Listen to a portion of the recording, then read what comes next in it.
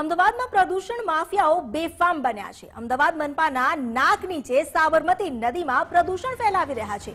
બે રોકટોક સાબરમતી નદીમાં ઠલવાઈ રહી છે ગંદકી। સાબરમતી નદીમાં સતત કેમિકલ યુક્ત પાણી ઠલવાઈ રહ્યું છે। નદીમાં પ્રદૂષણ મામલે હાઈકોર્ટમાં સુનાવણી પણ થઈ। પ્રદૂષણ પર થયેલી જાહેરાતની અરજી પર સુનાવણી થઈ, જેમાં સતત પ્રદૂષિત થઈ રહેલી નદીને લઈને રજૂઆત થઈ શકે છે। જવાબ જીપીસીબી, એએમસી અને કોર્ટ મિત્ર આ અંગે જવાબ રજૂ કરી શકે છે। થોડા દિવસ અગાઉ પ્રદૂષણને લઈને એક વિડીયો વાયરલ થયો હતો। આ વાયરલ વિડીયોને લઈને કોર્ટે લગાવી હતી ફટકાર। પીરાણા પાસે નદીમાં સેપ્ટના પાણી મામલે ફટકાર લગાવવામાં આવી। જીપીસીબી તરફથી એડિશનલ સોલિસિટર જનરલે વિગતવાર જવાબ રજૂ કરવાની બાંહેધરી આપી હતી।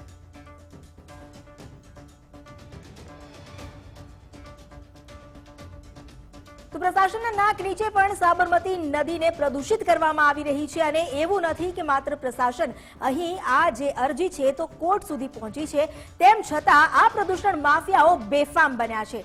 એક વિડીયો જે વાયરલ થયો હતો ત્યારબાદથી આ સવાલ વધુ ચર્ચામાં આવ્યો છે। પીરાણા પાસે નદીમાં સેપ્ટના પાણી મામલે કોર્ટે ફટકાર લગાવી, તેમ છતાં કોઈ જ સ્થિતિમાં સુધાર નથી દેખાઈ રહ્યો। હવે વિગતવાર જવાબ પણ રજૂ કરવામાં આવશે। જીપીસીબી તરફથી એડિશનલ સોલિસિટર જનરલે આ અંગે બાંહેધરી આપી હતી। સૌ કોઈની નજરે જવાબ પર છે। અમારી સાથે જોડાયા છે સંવાદદાતા રીમા દોશી। રીમા, પ્રશાસનના નાક નીચે પ્રદૂષણ ફેલાવવામાં આવે છે, હાઈકોર્ટ પણ ફટકાર લગાવે, પણ જાણે કંઈ લાગતું વળગતું જ નથી, કાયદાની કોઈ ડર બીક દેખાતું જ નથી।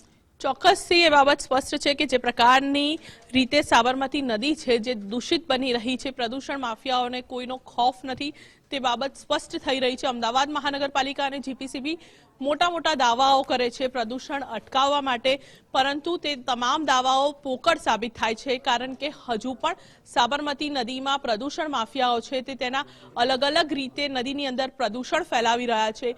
ક્યાંક મેઇન રોડ ઉપરથી પસાર થતી જે ડ્રેનેજ લાઇન છે તેની અંદર હોલ પાડીને રીતસર ટેન્કરો ખાલી કરવામાં આવે છે, તો પછી જ્યાંથી મેઇન લાઇનમાંથી અમદાવાદનું ટ્રીટેડ વોટર જ્યાંથી આઉટ થાય છે તે જગ્યાઓ ઉપર નાની પાઇપો લગાવીને પણ અહીંયાથી પાણી છે દૂષિત પાણી છોડવામાં આવી રહ્યું છે સતત સાબરમતી નદીમાં। અને આ તમામ સાબરમતી નદીમાં જે રીતે દૂષિત પાણી છોડાય છે જેનો વિડીયો પણ વાયરલ થયો હતો અને તેને લઈને હાઈકોર્ટ છે તે સતત અમદાવાદ મહાનગરપાલિકા અને જીપીસીબીને ફટકાર લગાવી રહ્યું છે, ત્યારે તેની ઉપર આજે વધુ સુનાવણી છે। ત્યારે જોવાનું એ રહેશે કે આ મામલે જીપીસીબીએ પણ પોતાનો જવાબ રજૂ કરવાનો છે, તો શું જવાબ રજૂ થાય છે અને તેની વચ્ચે આ તમામ પ્રદૂષણ માફિયાઓ જે સાબરમતી નદીને દૂષિત કરી રહ્યા છે તે કેવી રીતે અટકશે તે ખૂબ જ મોટો પ્રશ્ન છે।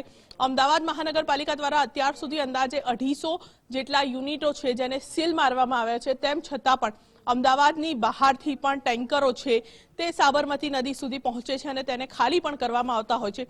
ત્યારે તેની વચ્ચે સૌથી મહત્વની વાત એ જ છે કે આ તમામને હાઈકોર્ટની ફટકાર બાદ પણ આ લોકો સુધરશે કે કેમ, અને અહીંયા વાત એ છે કે જે રીતે અમદાવાદ મનપા એક તરફ કામગીરી કરવાનો દેખાડો કરી રહી છે તે ખરેખરમાં કામગીરી કરે છે કે કેમ તે પણ મોટો સવાલ છે।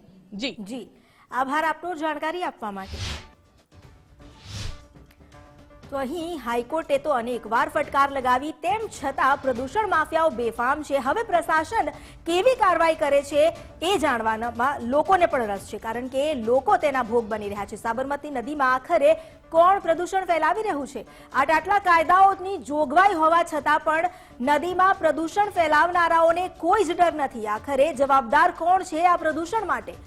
જ્યાં કોની રહેમ નજર હેઠળ પ્રદૂષણનું આ પાપ ફેલાઈ રહ્યું છે? પ્રદૂષણ માફિયાઓ આખરે કોની શહેશરમમાં અત્યારે આટલા બેફામ બન્યા છે?